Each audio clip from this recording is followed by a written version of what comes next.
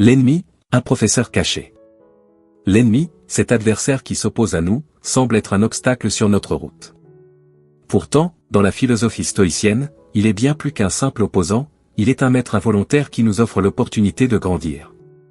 Sénèque, Épictète et Marc Aurèle n'ont cessé de rappeler que les épreuves forgent l'âme et que nos ennemis, loin d'être de simples nuisances, sont des outils pour notre transformation.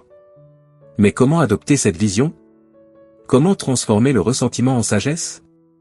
Comment faire d'un affrontement une occasion d'élever son esprit? 1. Le pouvoir du détachement, ne donnez pas de prise à vos ennemis. Un ennemi ne peut vous blesser que si vous lui en donnez le pouvoir. Un mot, une attaque, une provocation. Ce ne sont que des stimuli. La réponse, elle, est entre vos mains. Marc Aurèle disait, si quelqu'un me fait du tort, c'est son problème. Mon seul problème est de ne pas me laisser affecter par ce tort. L'ennemi tente de provoquer en nous une réaction négative, de nous entraîner dans le chaos émotionnel. Le stoïcien, lui, reste maître de son esprit. La colère, l'envie de vengeance ou la tristesse sont des chaînes que nous choisissons de porter ou de briser. Accepter cette réalité demande un entraînement mental constant. Il s'agit de répéter quotidiennement que ce qui est extérieur à nous n'a de pouvoir que celui que nous lui concédons. Quand quelqu'un vous insulte, il ne fait que prononcer des mots. C'est vous qui leur donnez du poids.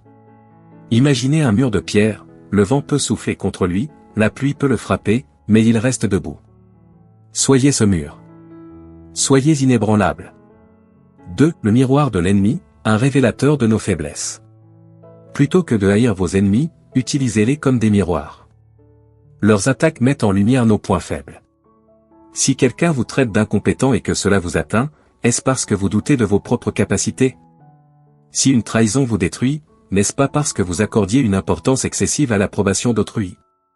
Épictète enseignait que rien d'extérieur ne peut réellement nous nuire si notre esprit reste intact. L'ennemi révèle nos fragilités, et c'est en les acceptant que nous pouvons les surmonter.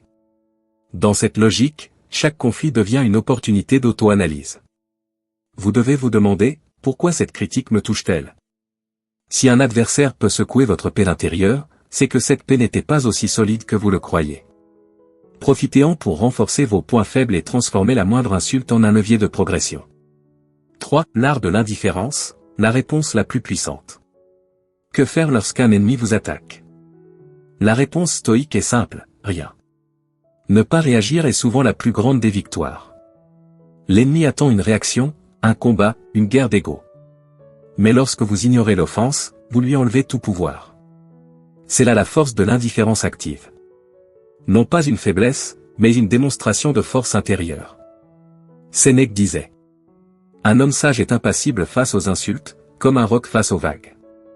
Si votre esprit demeure inébranlable, l'ennemi se bat contre du vent. Cette indifférence n'est pas une forme de lâcheté, bien au contraire. Elle demande une immense force intérieure.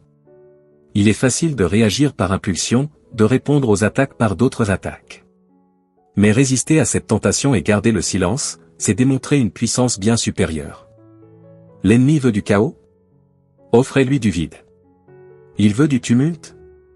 Répondez par le calme. 4. Transformer la haine en force, l'ennemi comme source de motivation ***. L'un des moyens les plus efficaces d'utiliser un ennemi est de faire de ses attaques une source de motivation. L'adversité renforce le caractère. Les critiques, les moqueries et les trahisons peuvent être transformées en carburant pour atteindre vos objectifs. Plutôt que de se laisser consumer par la rançayure, le stoïcien canalise cette énergie pour se surpasser. Chaque attaque devient une occasion de prouver que l'on est au-dessus des bassesses humaines. Il faut voir la haine de l'ennemi comme un aiguillon, un moteur. Beaucoup de grands hommes ont utilisé le mépris qu'ils subissaient comme une énergie créatrice. Chaque mot dur peut être une brique pour construire votre empire. Chaque insulte peut être un rappel de ce que vous devez prouver, non pas aux autres, mais à vous-même. 5. La stratégie du pardon, le paradoxe stoïque ***. Si l'indifférence est la première réponse, le pardon est la dernière étape de la maîtrise de soi. Pardonner son ennemi, non pas pour lui, mais pour soi-même, c'est refuser de porter le fardeau de la haine.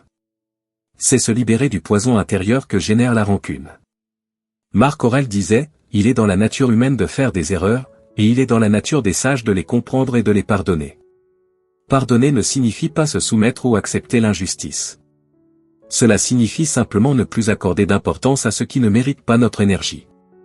C'est voir l'ennemi comme un être imparfait, soumis à ses propres faiblesses, et refuser de lui ressembler en nourrissant le même venin. En pardonnant, vous fermez un cycle et vous avancez, alors que votre ennemi reste enfermé dans ses propres tourments. En conclusion, l'ennemi, un cadeau mal emballé. Les ennemis sont inévitables. Mais dans une perspective stoïcienne, ils cessent d'être une malédiction pour devenir des opportunités. Ils nous enseignent la maîtrise de soi, révèlent nos failles, nous offrent l'occasion de pratiquer l'indifférence et nous poussent à exceller. Le véritable pouvoir ne réside pas dans la vengeance ou la confrontation, mais dans la capacité à transformer le poison en remède. La prochaine fois que vous ferez face à un ennemi, souvenez-vous, il n'est pas un obstacle. Il est une épreuve, un test, un tremplin vers votre grandeur.